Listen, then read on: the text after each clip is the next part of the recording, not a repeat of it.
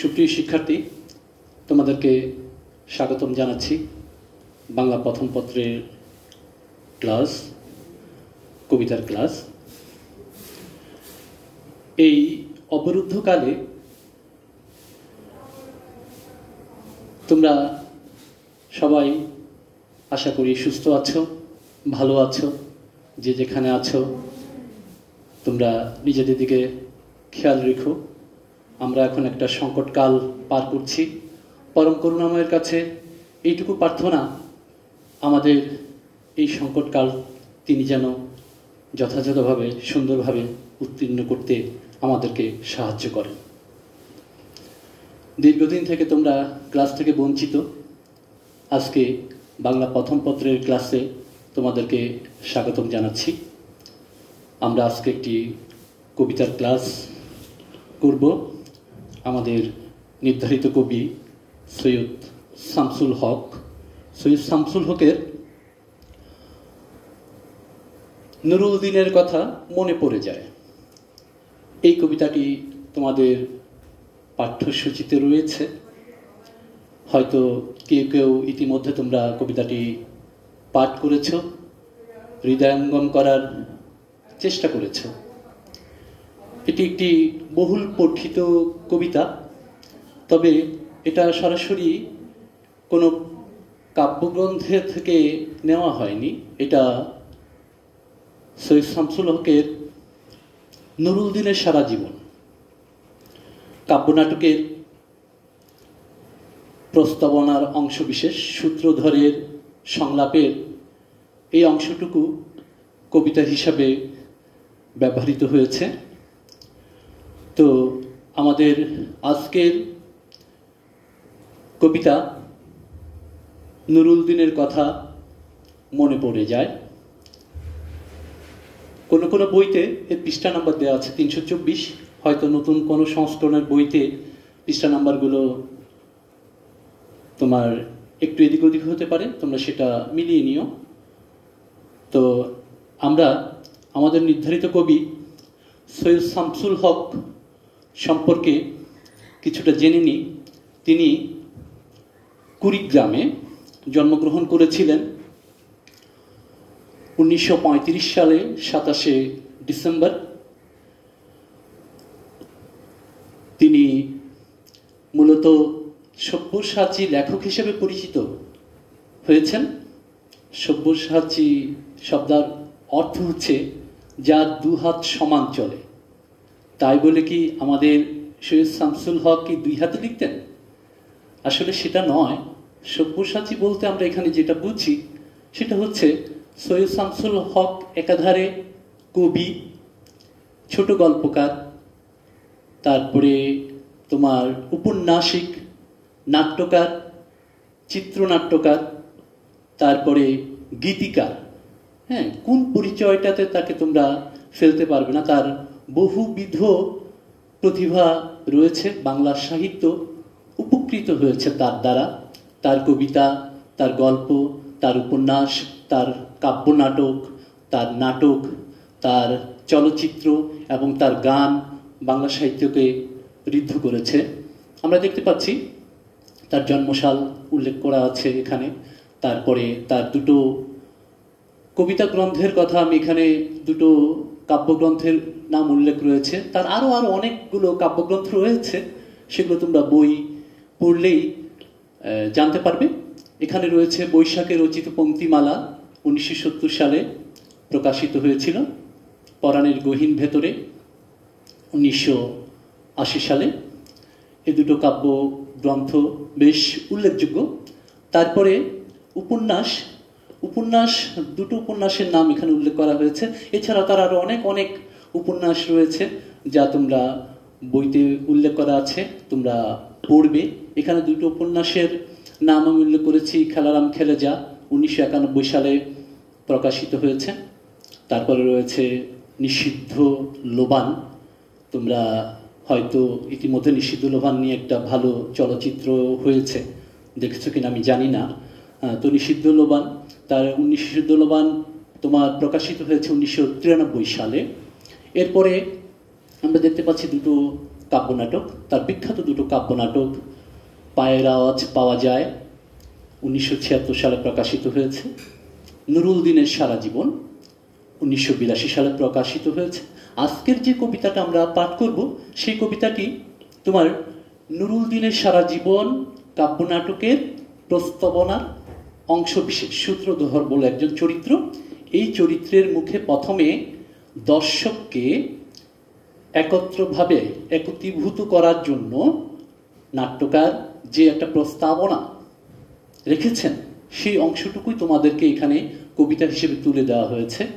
এই মহান সব্যসাচী লেখক মৃত্যুবরণ করেছেন 2016 সালে 27শে সেপ্টেম্বর। একটা জিনিস শিক্ষার্থীরা তোমরা দেখবে, খেয়াল করবে, দেখো তার জন্ম সাল হচ্ছে 27শে ডিসেম্বর এবং মৃত্যু হচ্ছে 27শে সেপ্টেম্বর। একটা কেমন যেন একটা অন্তমিল। হ্যাঁ, তো কবিতা একটি কঠিন মাধ্যম। কবিতাকে আসলে আমরা বুঝতে হলে কবিতাকে বারবার পড়া উচিত।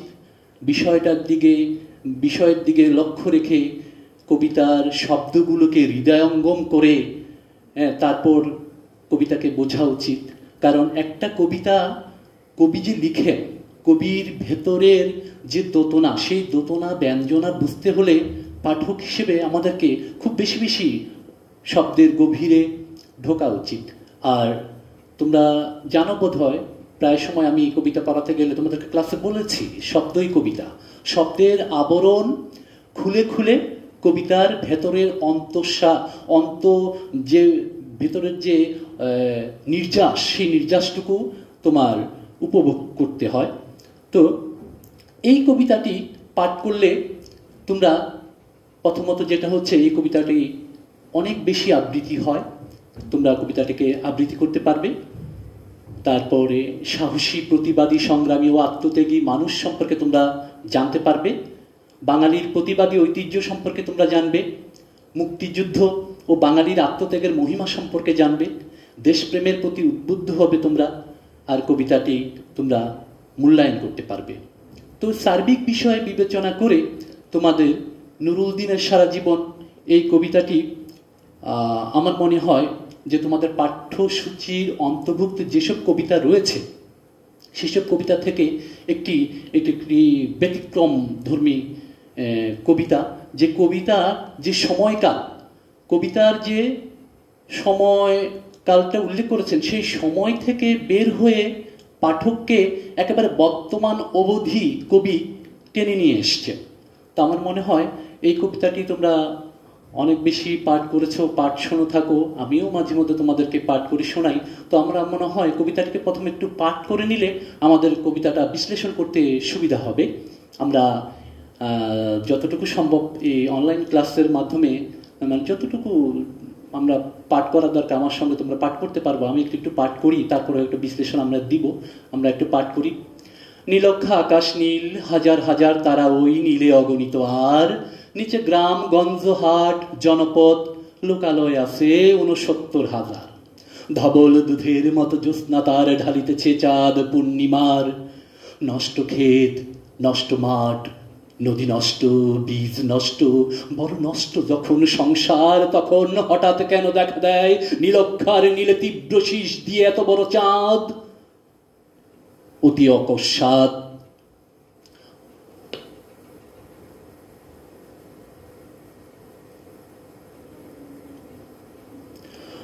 অকস্মাৎ আবার বাংলার বুঝি পড়ে যায় মনে।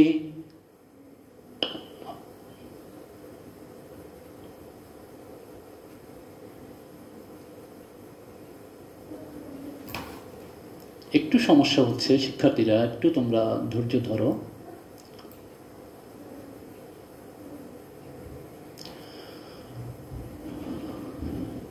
স্তব্ধতার দেহ ছিঁড়ে কোন ধ্বনি, কোন শব্দ, কিসের প্রপাত।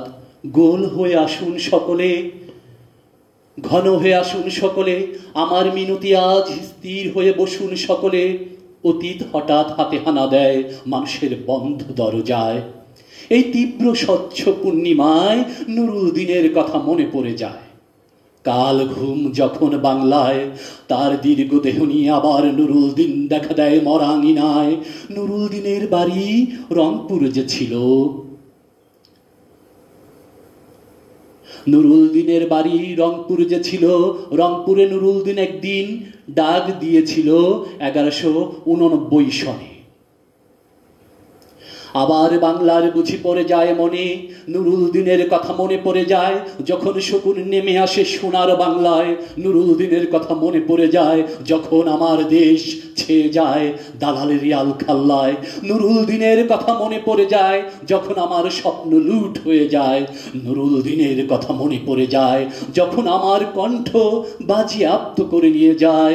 নুরুল দিনের কথা মনে পড়ে যায় যখন আমার কণ্ঠ বাজেয়াপ্ত করে নিয়ে যায়। নুরুল দিনের কথা মনে পড়ে যায় যখন আমার দেশে আমারই দেহ থেকে রক্ত ঝরে যায় ইতিহাসের প্রতিটি পৃষ্ঠায়। আসুন আসুন তবে আজ এই প্রশস্ত প্রান্তরে, যখন স্মৃতির দুধ জ্যোৎস্নার সাথে ঝরে পড়ে, তখন কে থাকে ঘুমে, কে থাকে ভেতরে, কে একা নিঃসঙ্গ বসে অশ্রুপাত করে। সমস্ত নদীর অশ্রু অবশেষে ব্রহ্মপুত্রে মেশে।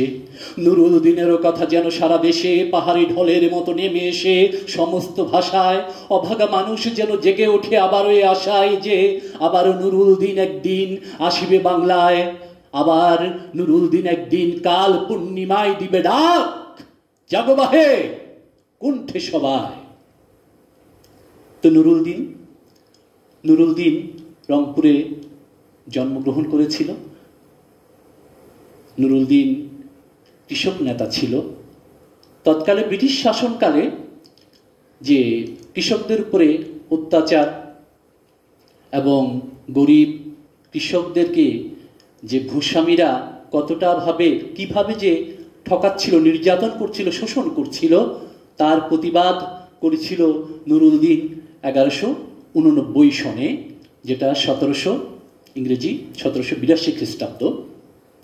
তোমরা এগুলো টিকা টিপ্পণীতে ইতিহাস দেয়া আছে, কবিতার সঙ্গে সঙ্গে অবশ্যই টিকা টিপ্পণী পড়তে হবে। তো নুরুল দিন সে প্রতিবাদ করেছে সাধারণ মানুষের জন্য, কৃষকের জন্য। নীলক্ষার আকাশ নীল, হাজার হাজার তারা ওই নীলে অগণিত, আর নিচে গ্রামগঞ্জ হাট জনপদ লোকালয় আছে 69,000। সবই ঠিক আছে, ধবল দুধের মতো জ্যোৎস্না তার ঢালিতেছে চাঁদ পূর্ণিমার। প্রকৃতির নিঃসর্গতা সবই আছে। নষ্ট ক্ষেত, নষ্ট মাঠ, নদী নষ্ট, বীজ নষ্ট, বড় নষ্ট যখন সংসার, তখন হঠাৎ কেন দেখা দেয় নীলক্ষার নীলে তীব্র শীষ দিয়ে এত বড় চাঁদ। তো হঠাৎ করে যখন সবকিছু একটু অন্যরকম হয়ে যায়, এলোমেলো হয়ে যায়, অতি অকস্মাৎ, তখন কি হয়? তখন স্তব্ধতার দেহ ছিঁড়ে কোন ধ্বনি, কোন শব্দ, কিসের প্রবাদ যেন হঠাৎ করে বিদেশি শক্তি কিংবা হঠাৎ করে কেউ সেই সুখের সংসার, সুখের প্রকৃতির মধ্যে কেউ হস্তক্ষেপ করে। আর তখন সবাই কি করে? যে নেতৃত্ব দিতে পারে, যে সাধারণ মানুষকে আশ্রয় দিতে পারে, কোনো সমাধান দিতে পারে, সাধারণ জনগণ কিন্তু তার কাছে ছুটে যায়। এখানে নুরুল দিনের কাছে সবাই ছুটে গিয়েছে। নুরুল দিন বলেছে, গোল হয়ে আসুন সকলে, ঘন হয়ে আসুন সকলে, যে আমাদেরকে পরামর্শ করতে হবে, এই সমস্যার সমাধান করতে হলে আমাদের কি করতে হবে? আমাদের সবাইকে একসঙ্গে কাজ করতে হবে। আমার মিনতি আজ, স্থির হয়ে বসুন সকলে। অতীত হঠাৎ হাতে হানা দেয় মানুষের বন্ধ দরজায়। এই তীব্র স্বচ্ছ পূর্ণিমায় নুরুল দিনের কথা মনে পড়ে যায়। যখন সংকট আসে, মানুষের যখন সংকট আসে, তখন মানুষের কিন্তু একজন নেতৃত্বের কথা অবশ্যই মনে পড়ে যায়। হ্যাঁ, তার দীর্ঘ দেহ নিয়ে আবার নুরুল দিন দেখা দেয় মরা আঙিনায়। যে আঙিনার মধ্যে সুখ ছিল, স্বাচ্ছন্দ্য ছিল, সেখানে দুঃখ এসে যখন ভর করেছে, যেখানে নির্যাতন এসে ভর করেছে, শোষণ এসে, বঞ্চনায় এসে ভর করেছে, তখন তারা সেই সাধারণ মানুষ নুরুল দিনের কথা কি করছে? স্মরণ করছে। নুরুল দিনের বাড়ি রংপুরে ছিল, এটা আমরা জেনেছি। আবার বাংলার বুঝি পড়ে যায় মনে, নুরুল দিনের কথা মনে পড়ে যায় যখন শকুন নেমে আসে এই সোনার বাংলায়। শুধু তাই নয়, সেই সময়টাকে দেখো বিবর্তিত হয়ে যখনই এই সোনার বাংলায় শকুন বলতে এখানে তোমার অত্যাচারী শাসক গোষ্ঠীকে বোঝানো হয়েছে, যে তারা যেমন করে মৃত মানুষকে তোমার খুবলে খায়, খুঁটে খায়, তেমনি অত্যাচারী শাসকরা কিন্তু সাধারণ মানুষের অধিকার আশা আকাঙ্ক্ষা স্বপ্নগুলোকে কি করে ছিন্ন বিচ্ছিন্ন করে তারা খেয়ে ফেলে। যখন শকুন নেমে সেই সোনার বাংলায়, নুরুল দিনের কথা মনে পড়ে যায়। যখন আমার দেশ ছেয়ে যায় দালালেরই আলখাল্লায়। একটা জিনিস দেখো, যে সেই 1782 খ্রিস্টাব্দ থেকে হঠাৎ করে যেন সময়টা কিন্তু জাম্প দিল। আমাদের কবির যে শৈল্পিক ভাবনা, সেই শৈল্পিক ভাবনায় যে সেই নির্দিষ্ট সময়কালের মধ্যে, গণ্ডিকালের মধ্যে সে আবর্তিত হয়ে নেই। হ্যাঁ, আমরা দেখি দালালের আলখাল্লায় ছেয়ে গেছিল কখন, সেটা তোমার 1971 সালে। 1971 সালে যখন আমাদের এই বাংলাদেশ পাকিস্তানি হানাদারদের দ্বারা তোমার আক্রমণ হয়েছিল, হ্যাঁ, তখন এদেশ নিরীহ জনগণ উপরে তারা বলাৎকার করেছে, হত্যা করেছে, লুণ্ঠন করেছে, সবকিছু করেছে। দেখো দালালেরই আলখাল্লায় ছেয়ে গেছে। নুরুল দিনের কথা মনে পড়ে যায় যখন আমার স্বপ্ন লুট হয়ে যায়, সাধারণ মানুষের আশা ভরসা স্বপ্ন স্বাধীনতা সবকিছু লুট হয়ে যায়। নুরুল দিনের কথা মনে পড়ে যায় যখন আমার কণ্ঠ বাজেয়াপ্ত করে নিয়ে যায়। আমার কণ্ঠ স্বাধীনভাবে কোনো কিছুই বলতে পারে না। যখন আমার কণ্ঠকে তারা কি করে দাবিয়ে রাখে, আমার কণ্ঠকে তারা কোনো রকমের কোনো আমার অধিকারের কথা, আমার আশার কথা, আমার আশা আকাঙ্ক্ষার কথা, আমার স্বপ্নের কথা, আমার বাঁচার কথা, এই কথাগুলো তারা বলতে দেয় না। তারা আমার কণ্ঠকে বাজেয়াপ্ত করে। নুরুল দিনের কথা মনে পড়ে যায় তখন যখন আমারই দেশে এই আমারই দেহ থেকে রক্ত ঝরে যায় ইতিহাসের প্রতিটি পৃষ্ঠায়। হ্যাঁ, ইতিহাস সাক্ষী আছে, ইতিহাস সাক্ষী আছে। সেই দেখো 1757, তারপরে তার পরবর্তী সময় 1952, 66, 69, তারপরে 71। প্রতিটা ইতিহাসে দেখো আমাদের শরীর থেকে হ্যাঁ রক্ত ঝরেছে। ইতিহাস সেটা সাক্ষী দিচ্ছে, ইতিহাসের প্রতিটি পৃষ্ঠায়। আসুন আসুন তবে আজ এই প্রশস্ত প্রান্তরে যখন স্মৃতির দুধ জ্যোৎস্নার সাথে ঝরে পড়ে, তখন কে থাকে ঘুমিয়ে, কে থাকে ভেতরে?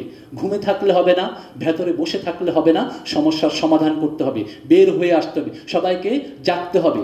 হ্যাঁ, কে একা নিঃসঙ্গ বসে অশ্রুপাত করে? অশ্রুপাত করলে কি হবে না, সমস্যার সমাধান হবে না। আমাদেরকে কি করতে হবে? সবাইকে একসাথে কাজ করতে হবে। আর কাজ করার জন্য কি হবে? একজন নেতা, একজন নেতৃত্ব কি করবে? ডাক দেবে। এখন তোমরা একটা জিনিস ভেবে দেখতে পারো, নুরুল দিনের মধ্যে দিয়ে আমাদের সৈয়দ শামসুল হক কবি কিন্তু একজন নেতাকে শুধু এখানে তিনি ইঙ্গিত করেননি। এই নুরুল দিনের মধ্যে দিয়ে তিনি পরবর্তীকালে এই বাংলায় যত নেতা এসছেন সবাইকে কিন্তু তিনি একাকার করে দিয়েছেন। এটা আমাদের পাঠক মন, যখনই আমরা কবিতাটা পড়ি আমাদের পাঠক মন কিন্তু সহজেই সেটা ধরে ফেলতে পারে। যেমন দেখো, যখন 71-এর কথা বলা হচ্ছে তখন আমরা আমাদের মানসপটে, হ্যাঁ, 1000 বছরের শ্রেষ্ঠ বাঙালি আমরা বঙ্গবন্ধু শেখ মুজিবুর রহমানকে দেখতে পাচ্ছি, যে একটা সংকটকালে তিনি আমাদেরকে কি করেছেন? একত্রিত করার জন্য ডাক দিয়েছেন। হ্যাঁ, তাহলে এই দেখো নুরুল দিন থেকে শুরু করে একদম শেষ অবধি, হ্যাঁ, বঙ্গবন্ধু শেখ মুজিবুর রহমান পর্যন্ত এখানে একাকার হয়ে গেছেন। কবিতার শৈল্পিক ভাবনাটা এখানে সার্থকতা বহন করে বলে আমি মনে করি। হ্যাঁ, তো দেখো, সমস্ত নদীর অশ্রু অবশেষে ব্রহ্মপুত্র মেশে, নুরুল দিনেরও কথা যেন সারা দেশে পাহাড়ি ঢলের মতো নেমে এসে সমস্ত ভাষা। এবং এই যে নেতা, এই যে নেতৃত্ব, এই যে মানুষকে এক করার যে বিষয়টি, সেটা কি করে? পাহাড়ি ঢলের মতো নেমে এসে সমস্ত মানুষকে কি করে? সেটা একাকার করে দেয় এবং সমস্ত মানুষকে সেটা ভাবিয়ে তোলে। অভাগা মানুষ যেন জেগে ওঠে আবার এই আশায়। অভাগা মানুষ তো বারবার কি করবে? তারা আশা নিয়ে বেঁচে থাকে। অভাগা মানুষ আশা নিয়ে বেঁচে থাকে। তারা একটা নেতৃত্ব চায়। তারা দিকহারা দিকভ্রান্ত মানুষগুলো কি চায়? নেতৃত্ব চায়। আমাদেরকে কি করতে হবে? আমাদের সামনের পথ, আমরা কোথায় যাব, আমরা কিভাবে কাজ করব? এই নেতৃত্ব, সঠিক নেতৃত্ব দিতে পারলে তাহলে মানুষের কিন্তু সমস্যার কি হয়ে যায়? সমাধান হয়ে যায়। সে বিষয়টি এখানে কবি কিভাবে ফুটিয়ে তুলেছেন। অভাগা মানুষ যেন জেগে উঠে আবার এই আশায়, যে আবার নুরুল দিন একদিন আসিবে বাংলায়, আবার নুরুল দিন একদিন কাল পূর্ণিমায় দিবে ডাক। হ্যাঁ, এবং রংপুরের আঞ্চলিক ভাষায় তিনি কি বললেন? জাগো বাহে কণ্ঠে সবাই, তোমরা কোথায় আছো? সবাই জাগো। তোমরা কোথায়? হ্যাঁ, জাগো, সবাই জাগো একসঙ্গে। হ্যাঁ, জাগলে কি করবে? বিপদকে কি করা? মোকাবেলা করা যাবে। কাল পূর্ণিমায় দিবে ডাক, যখন আবার দুঃসময় নেমে আসবে বাংলায়। হ্যাঁ, একটার পর একটা তো বাংলাতে তো দুঃসময় আসছে, একটার পর একটা দুঃসময় আসছে। এবং সেই দুঃসময়গুলো কি করেছে? আমাদের বাংলাদেশের মানুষকে আহত করেছে, নিহত করেছে, লাঞ্ছিত করেছে, আশাহত করেছে, স্বপ্নাহত করেছে। এবং এই জন্য এক একজন নেতৃত্ব এসে কি করে? মানুষগুলোকে আবার জাগিয়ে তোলে। পাহাড়ি ঢলের মতো নেমে এসে সমস্ত ভাষায় অভাগা মানুষ যেন জেগে ওঠে আবার এই আশায় যে আবার নুরুল দিন একদিন আসিবে বাংলায়, আবার নুরুল দিন একদিন কাল পূর্ণিমায় দিবে ডাক, জাগবাহে কণ্ঠে সবাই। একটি অন্যরকম সার্থক কবিতা তোমরা পড়লে। এখন এই কবিতার সঙ্গে সংশ্লিষ্ট দেখো যে এখান থেকে উদ্দীপক যে বিষয়গুলো আমি মনে করি যে তোমরা এই বিষয়গুলো মনে রাখলে তোমরা উদ্দীপকগুলো পেয়ে যাবে কিংবা তোমরা সহজে ধরতে পারবে। এই বিষয়গুলো একটু আমার মনে হয় তোমরা ধরতে পারো। অন্যায়ের বিরুদ্ধে প্রতিবাদ, এই কবিতায় অন্যায়ের বিরুদ্ধে প্রতিবাদ দিয়ে তোমার হতে পারে, উদ্দীপক হতে পারে, এবং তোমরা এই বিষয়টা মাথায় রাখলে সহজেই উত্তর করতে পারবে। জাতির দুঃসময়ে মহান নেতার আগমন, এটাও তোমরা মাথায় রাখতে পারো। কৃষক শিক্ষার্থীরা তোমরা বুঝতে পেরেছ কবিতাটি নিশ্চয়ই, যে আমরা এতক্ষণ নুরুল দিনকে নিয়ে শহীদ শামসুল হকের যে বিখ্যাত কবিতা, সেই কবিতাটি আমরা এতক্ষণ বিশ্লেষণ করলাম। তো আমার যেটা তোমাদের প্রতি বলার বিষয় সেটা হচ্ছে কবিতাকে আমরা বেশি বেশি পড়ব, কারণ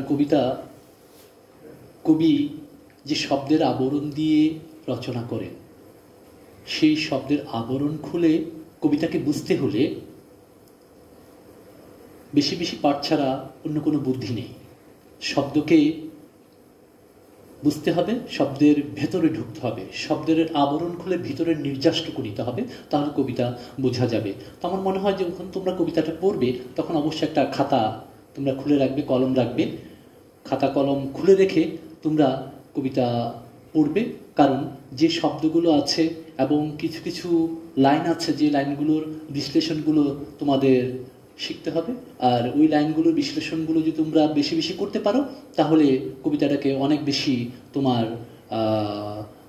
মাথায় থাকবে, এবং পরীক্ষার সময় তোমরা যে কোনো জায়গা থেকে এর যে কোনো একটা বিষয় নিয়ে যখন তোমার সিকিউর প্রশ্ন হবে, তুমি যে কোনো প্রশ্নের তুমি উত্তর করতে পারবে। তো আমার মনে হয় এই বিষয়গুলো, যে কবিতাটি থেকে আমি কিছু কিছু বিষয় আমি তোমাদেরকে তুলে দিচ্ছি, এই বিষয়গুলো তোমরা যদি মাথায় রাখো তাহলে সহজেই বোধ হয় আমার মনে হয় তোমরা প্রশ্নগুলোর উত্তর করতে পারবে। যেমন অন্যায়ের বিরুদ্ধে প্রতিবাদ, এই কবিতাকে অনুসরণ করে অন্যায়ের বিরুদ্ধে প্রতিবাদ দিয়ে যে কোনো তোমার ইয়ে হতে পারে, উদ্দীপক হতে পারে। জাতির দুঃসময়ে মহান নেতার আগমন, এই বিষয়টাকে কেন্দ্র করেও উদ্দীপক আসতে পারে। তারপরে কৃষক বিদ্রোহ, কারণ নুরুল দিন তো কৃষক বিদ্রোহের সংগ্রামী নেতা ছিলেন, তো কৃষক বিদ্রোহ নিয়েও একটা উদ্দীপক হতে পারে।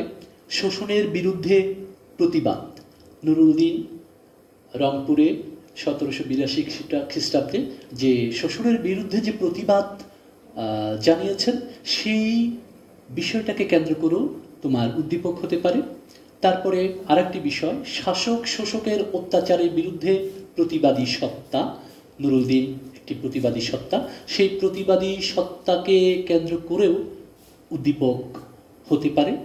তারপর তোমার বাঙালির প্রতিবাদী ঐতিহ্য, কবিতার মধ্যে শুধু নুরুল দিনকে নয়, কবি সেই সময়কাল থেকে দীর্ঘ পথ একটা অতিক্রম করে এসে বর্তমান অর্থাৎ 1971 সাল পর্যন্ত তিনি কিন্তু কবিতার গ্রন্থিভূত একীভূত করে দিয়েছেন।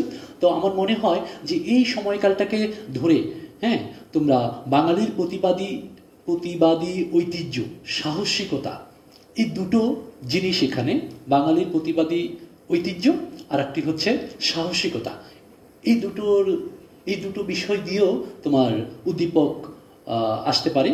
তারপরে আরেকটি বিষয়, বড় একটি বিষয়, সেটা হচ্ছে তোমার মুক্তিযোদ্ধা, বাংলাদেশকে যারা স্বাধীন করেছেন, মুক্তিযোদ্ধার বিষয়টি, এখানে মুক্তিযুদ্ধের বিষয়টি আসতে পারে, উদ্দীপক হয়ে আসতে পারে।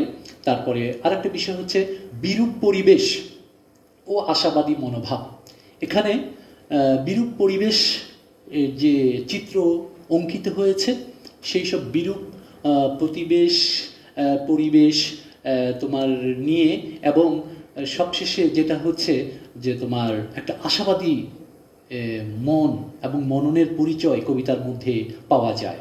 নুরুল দিন আবারও আসবে ফিরে, নুরুল দিন না হয়ে নুরুল দিনের প্রতিচ্ছায়া হয়ে একের পর এক নেতৃত্ব আসবে, নেতা আসবে, তারা ডাক দিবে দেশের সংকটকালে। হ্যাঁ, তখন সকল মানুষ কি করবে?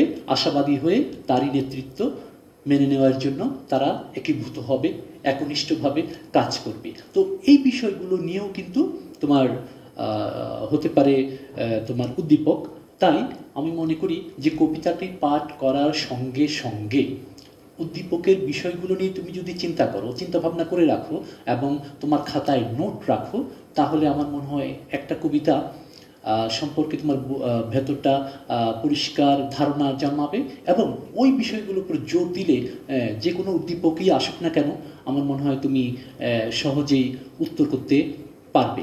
এরপরে যেটা আমি তোমাদেরকে বলবো, এখানে যে মূল বইতে শব্দার্থ এবং টিকা রয়েছে, শব্দার্থ এবং টিকাগুলো তোমরা একটু যদি খেয়াল করো, আমি বলে দিচ্ছি। নীলক্ষা এই শব্দটা তোমাদের কাছে নতুন হতে পারে। হ্যাঁ, দৃষ্টিসীমা অতিক্রমী। হ্যাঁ, দৃষ্টিসীমা অতিক্রমী, নীলক্ষা। হ্যাঁ, ধবল দুধের মতো জ্যোৎস্না, সাদা দুধের মতো জ্যোৎস্না, এটা বোঝাই যাচ্ছে। জ্যোৎস্নার রঙকে দুধের সঙ্গে তুলনা করা হয়েছে কবিতায়। স্তব্ধতার দেহ। হ্যাঁ, এখানে নীরব নিস্তব্ধ পরিবেশ বোঝানো হয়েছে। স্তব্ধতার দেহ। প্রপাত।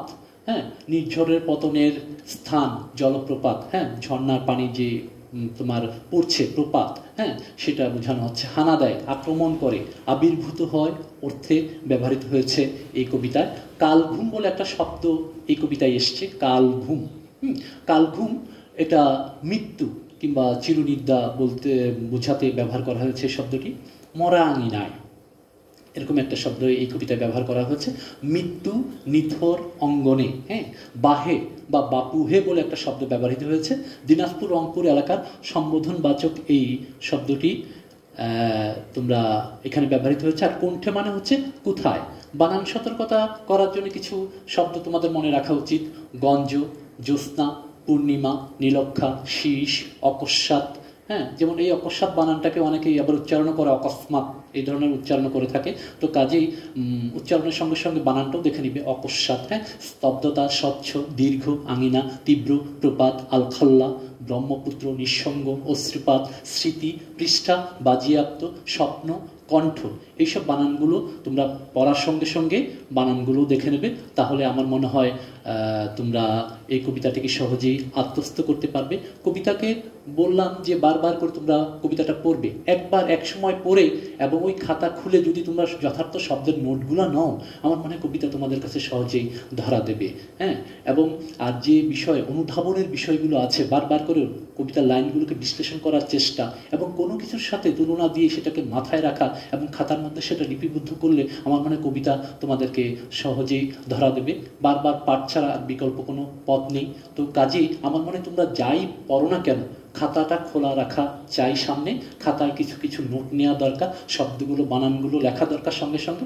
আমার মনে হয় এই বিষয়গুলো তোমরা যদি খেয়াল রাখো, কবিতা তোমাদেরকে সহজে ধরা দেবে এবং কবিতার বিষয়বস্তু তোমরা সহজে অনুধাবন করতে পারবে, বুঝতে পারবে এবং পরীক্ষার খাতায় তোমরা সহজে লিখতে পারবে। তো আমরা ক্লাসের প্রায় শেষের দিকে চলে এসেছি। প্রিয় শিক্ষার্থীবৃন্দ, এই সংকটকাল পেরিয়ে যাক, আবারও আমরা ক্লাসে সেই উল্লাস মুখরভাবে আমরা শ্রেণীকক্ষে সবাই বসবো, ক্লাস করব, এই আশাবাদ আমরা ব্যক্ত করি। এই সংকটকাল আমাদের পেরিয়ে যাবে, আমরা সেই আশায় ব্যক্ত রাখি। এবং এই যে অবরুদ্ধকাল, তোমরা সবাই নিয়মনীতি মেনে সবাই সাবধানে থাকবে, সুস্থ থাকবে, সুন্দর থাকবে, বয়োজ্যেষ্ঠদের প্রতি খেয়াল রাখবে, নিজের বাবা মা, দাদা দাদি, নানা নানি যারা আছে তাদেরকে খেয়াল রাখবে। এইটুকু আশাবাদ ব্যক্ত করি। সবাই সুন্দর থাকো, ভালো থাকো, সুস্থ থাকো। আল্লাহ হাফেজ।